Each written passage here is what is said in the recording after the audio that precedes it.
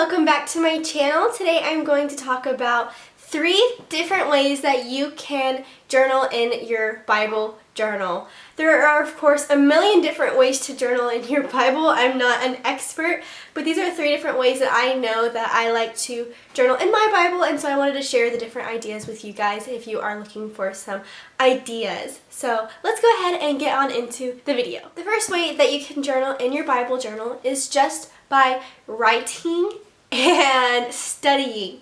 So the way that we normally think to journal. And so that can be writing a million different things when it comes to your Bible journal. So it can be underlining and highlighting in the text, drawing arrows to the margins, and writing what your thoughts are, questions you have, context about it, defining one of the words that you don't understand, writing a prayer. There are a million different things that you can write in the margin while Bible journaling, but that is one huge way that you can journal in your Bible journal, is by studying and writing along while you are reading your Bible. And that can look a million different ways. You can box different things when you're writing. You can date off what you're writing so you can come back to the text a few years later even and be able to write something different or even the same. I know that in my Bible, I've been really working on reading and understanding the context of what I'm reading. What was going on at the time of the Bible? Who was writing it? Why were they writing it? Because I know that it's really easy to misinterpret the Bible a lot of the times, and I don't ever want to do that, although I know that it happens. And so it's really important to just kind of define things that you don't understand, really dive into the history, really understand that even within one verse, let's say one sentence, you can gain so many different things from it. And that's the amazing thing of studying the Bible. And so in my Bible, I have a lot of boxed off entries because they have to do with different parts. And I'll even write the verse on the side to make it a little bit easier. One thing is I wish I would have started journaling in a 1-column Bible, so I have 2 columns here. So I have a lot to say about a few verses, but when I only have one margin for 2 different columns of text, that can be really complicated.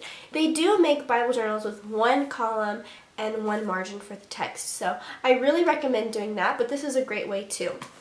So when you are writing, one way to kind of change it up a little bit is using different colors. So you can use a different colored highlighting method. That means if it's a word you don't understand, you highlight it in pink.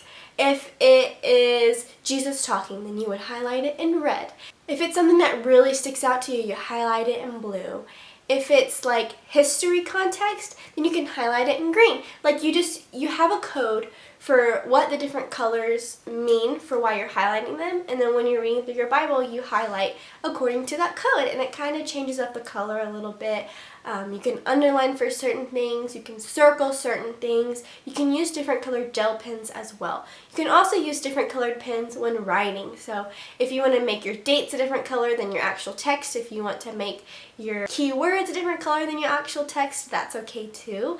Another way to kind of spice up your Bible studying is by adding in sticky notes. So when you add in sticky notes, that is just another way to kind of add more writing on something when you maybe don't have enough room in the margins, or you kind of want to specify more in one place of the Bible, and it's easier for you to visually see it on top of that verse or right next to that verse than drawing an arrow all the way to the margins. And then you can also add tabs at the top of the page or at the side of the page in order to mark a really important Bible study session that you feel like you've had, or just to mark all of the different places in your Bible that you have really worked in so you can go back and refer to them. It's a really great way to just kind of make your plain old writing more exciting, but also plain old writing is just as exciting if that's what you feel like you want to be doing. So those are just some ideas when it comes to just studying your Bible. The second way that you can journal in your Bible journal is with art. This one is really exciting because art is a really big way that people can connect with the Lord, but I feel like a lot of the times people feel like that isn't something that they can do in order to connect with the Lord, but I promise you it is. Now, with that being said, it is really important to also study the Bible and make sure that you are reading the Bible stories and following along the context and everything, but you are able to create art and connect with the Lord if you are an artistic person. So that can be with calligraphy, that can be with drawing, painting, whatever the case may be for you. When you are reading your Bible, and a lot of the times when I am creating art in my Bible, I have a separate journal outside of it that I will write my prayer or what really resonated with me during this Bible study, and then I will go into my Bible and maybe do calligraphy on a verse that really is resonating with me in my life right now, and I will listen to worship music while I'm doing it, and it is just a way for me to really connect with the Lord. Or sometimes if you're doing it in silence, if you're able to do it in silence, it's a really good way to kind of feel like, okay, Lord, what do you want to speak to me right now? When you're sitting there in silence and creating art, it's a good way to kind of silence and be able to hear what the Lord is telling you, maybe. It's just a good way to connect with the Lord. So I love to write Bible verses in calligraphy and create little doodles that go along with it. I love using watercolors in my Bible, but you can use any kind of paint, acrylic, oils, watercolor. It's amazing. And what's really fun is even if it like crinkles up your pages, that just gives your Bible journal so much more character, and I love it. You can use washi tape. I love to put washi tapes on all of the pages that start a book, but I also love to maybe tab pages that are important to me. You can use even paper clips with little lace at the top, and that is a really cute way to bookmark your Bible. There are so many different ways that you can bookmark your Bible. You can even add your own custom tabs to the books of the Bible, or even pages that you really want to mark. Use your Bible as a journal itself. These words are so, so important to our lives. This is what God has given to us, and this is our way of connecting. Being able to use this as a form of art, it's an amazing thing. So really find the way that you want to express art through here and just go with it. The third way to journal in your Bible is mixing the two first ways that I said. So mixing your study with your art. So if you are kind of scribbling all over the page with all of your studying and circle and underlining, but there is one verse that really resonates with you and you really just want to highlight it, and instead of just highlighting it, you really want to make it pop out. So you just mix that in. You write that really pretty calligraphy on the side in the middle of all of your studying.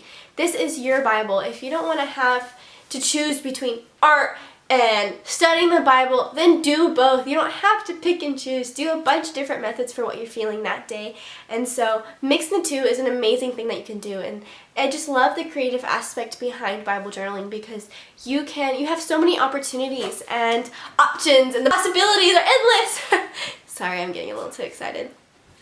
I love journaling. But seriously, when something speaks to you and you just want to like shout it out to the world, it's so much fun to just find different ways to really express it in your Bible, and that can be both within the study and the art portion of it. You can totally do both, and I think that it's amazing to do both in the same Bible, in the same session, on the same page, on different pages, whatever the case may be. These are 3 different ways that I have come up with that you can use to journal in your Bible journal. Or if it is easier for you to journal separate from your Bible, that is totally okay too. Don't feel like you have to go out and buy a Bible journal. I have created a video on how to start a Bible journal. If you don't really understand what I'm talking about, I will link that down below. Really hope you guys enjoyed this video. If you have different ideas, go ahead and comment them down below. I love sharing ideas with you guys. Don't forget to subscribe if you want more journaling and faith videos. And if you are not new here, if you have been following along, I love you all so very much. And I will see you guys in my next video.